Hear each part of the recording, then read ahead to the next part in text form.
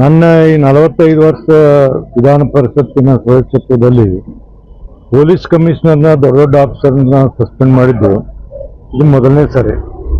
ಆಮೇಲೆ ಯಾರು ಮಾಡಿದ್ರು ಏನು ಅದಕ್ಕೆ ತಾಳ ಮೇಳ ಇಲ್ಲ. ಇದನ್ನ ಒಂದು ಡೇಟ್ ಫಿಕ್ಸ್ ಮಾಡಿ, ಒಂದು ಟೈಮ್ ಫಿಕ್ಸ್ ಮಾಡಿ ಇದನ್ನೇನಾದರೂ ಮಾಡಬೇಕಾಗಿತ್ತು. ಒಮ್ಮಿನೊಮ್ಮಿಗೆ ನೀವು ಅನೌನ್ಸ್ ಮಾಡಿಬಿಟ್ರೆ ರಾತ್ರಿ 12 ಗಂಟೆಗೆ ಸುಮಾರು 10-15 ಲಕ್ಷ ಜನ ಕೂಡ್ಯಾರ. ಪರಿಸ್ಥಿತಿ ಏನಾಗಬೇಕು? ನಿನ್ನೆ ಒಬ್ಬಕ್ಕೆ ಹೆಣ್ಮಗಳು ತನ್ನ ಮಗನ ಕಳ್ಕೊಂಡಿದ್ದ, ಕಣ್ಣ ನೀರು ಬಂದ ನಮಗೆ. ಇದು ಯಾರು ಮತ್ತು ಇದಕ್ಕೆ ಪೊಲೀಸರು ಪರ್ಮಿಷನ್ ಇಲ್ಲ, ಡಿ ಪಿ ಆರ್ ಮಾತಾಡಿ ಸಗಡಿ ಪರ್ಮಿಷನ್ ಇಲ್ಲ. ಹಿಂಗೆ ಇಲ್ಲಿಗಲ್ ಮಾಡೋದ್ರಿಂದ ಇವತ್ತೇನು ಸರ್ಕಾರ ಮಾಡಿದೆ ನಾನು ಅದನ್ನು ಅಪ್ರಿಷಿಯೇಟ್ ಮಾಡ್ತೀನಿ. ಶಿಕ್ಷೆ ಅನ್ನೋದು ಬೇಕು ತಪ್ಪು ಮಾಡಿದವ್ರಿಗೆ. ಮತ್ತು ಸರ್ಕಾರ ಇದ್ರ ಬಗ್ಗೆ ಲಕ್ಷ ಕೊಡಬೇಕಾಗಿತ್ತು. ಹೋಮ್ ಡಿಪಾರ್ಟ್ಮೆಂಟ್ ಭಾಳ ಪ್ರಿಕಾಷನರಿ ಮೆಜರ್ ತಗೋಬೇಕಾಗಿತ್ತು. ಮತ್ತೀಗ ಅಧಿಕಾರಿಗಳು ಸಹಿತ ಇದನ್ನು ಅಲೋ ಮಾಡಬಾರ್ದಾಗಿತ್ತು. ಒಮ್ಮಿನ ಮೇಲೆ ಅನೌನ್ಸ್ ಮಾಡಿದ ಏನು ಧರ್ಮಶಾಲೆ ಅಲ್ಲ ಸರ್ಕಾರ, ಅದು ಬೆಂಗಳೂರು.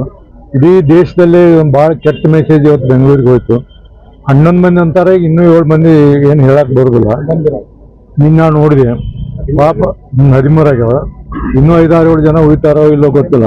ಬಟ್ ಭಾಳ ನೋವಿನ ಸಂಗತಿ ಅಂದರೆ ಆ ಮಕ್ಕಳಿಗೆಲ್ಲ ಓದಿದಾಗ ಅವ್ರು ಏನೇನು ಇಟ್ಕೊಂಡಿದ್ರು, ಅವ್ರು ಏನು ಮಾಡ್ಬೇಕಂದಿದ್ರು, ಮುಂದೆ ಏನು ಕಲಿಬೇಕಂದ್ರೆ ಎಲ್ಲ ಭಾಳ ಅಂಥ ತಂದೆ ತಾಯಿಗಳ ಪರಿಸ್ಥಿತಿ ನೋಡಬಾರ್ದು. ಇದೊಂದು ಭಾಳ ಅನಾಹುತವಾದದ್ದು. ಮತ್ತು ಇಂಥದ್ದು ಯಾವಾಗೂ ಆಗಿದ್ದಿಲ್ಲ ಕರ್ನಾಟಕದಲ್ಲಿ. ಇಂಥ ಇನ್ಸಿಡೆಂಟ್ 45 ವರ್ಷ ನಾನು ಇದರಲ್ಲಿ ಯಾವಾಗ ಆಗಿದ್ದಿಲ್ಲ. ಇದೊಂದು ದುರದೃಷ್ಟಕರ. ಮತ್ತು ಅಧಿಕಾರಿಗಳು ಯಾರ್ಯಾರು ಅಧಿಕಾರಿಗಳು ಅವತ್ತು ಏನಾದ್ರು ಸ್ಟ್ರಿಕ್ಟ್ ಮಾಡಿ ಆವಾಗ ಪೊಲೀಸ್ ವ್ಯಾನ್ ಹಾಕಿ ಲಾಠಿ ಚಾರ್ಜ್ ಮಾಡಿ ಕಳಿಸ್ಬೇಕಾಗಿತ್ತು. ಅಥವಾ ಅವ್ರನ್ನೆಲ್ಲ ಸುಮ್ಮನೆ ಇದ್ದಾರೆ. ಇವರು ಅಡ್ಡಾಡಿದಕ್ಕೆ ಜನ ಬರ್ತಾರೆ, 20 ಲಕ್ಷ ಗಂಟೆ ಜನ ಬಂದರೆ ಕಂಟ್ರೋಲ್ ಮಾಡೋಕ್ಕಾಗತ್ತೆ ಇನ್ನೂ.